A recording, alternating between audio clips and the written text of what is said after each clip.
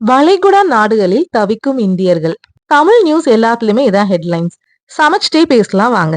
நான் இருக்கிறது குவைத்ல. இங்க நான் நண்டு சமைச்சிட்டு இருக்கும்போதே உங்களுக்கு தெரியும், பெருசா போர் பதற்றம் ஒண்ணுமே இல்ல. அதுதான் உண்மை.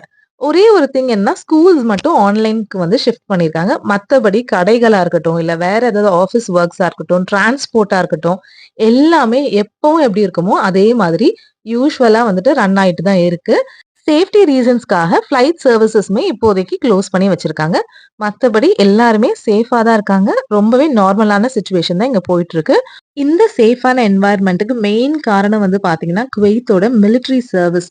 அவங்களுக்கு உண்மையிலேயே நம்ம தேங்க்ஃபுல்லா இருக்கணும். ஏன்னா இது ரமதான் மந்த்.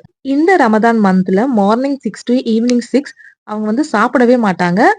ஈவன் தண்ணி கூட குடிக்க மாட்டாங்க. இந்த சிச்சுவேஷன்லயும் கூட இங்க இருக்க ரெசிடென்ட்ஸ்க்கு இப்படி ஒரு சேஃபான என்வாயர்ன்மென்ட் கிரியேட் பண்ணி குடுத்துட்டு இருக்காங்க. இந்த கவர்ன்மெண்ட் உண்மையிலேயே they deserve a huge respect. ஏன்னா நாங்க எங்களோட இன்கம்ல இருந்து ஒரு பைசா கூட நாங்க டாக்ஸ் குடுக்குறதே கிடையாது. Kuwait tax free country. எந்த விதத்திலயுமே டாக்ஸ் கிடையாது.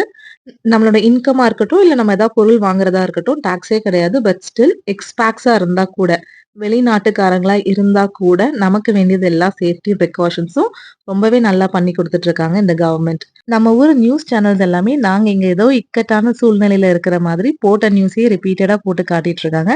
நாங்க எல்லாரும் இங்க சேஃபா தான் இருக்கோம். எந்த நியூஸா இருந்தாலும் குவைத்தோட அபிஷியல் வெப்சைட்ல இருக்க நியூஸ் மட்டும் ஃபாலோ பண்ணிக்கோங்க. தேங்க் யூ ஃபார் வாட்சிங்.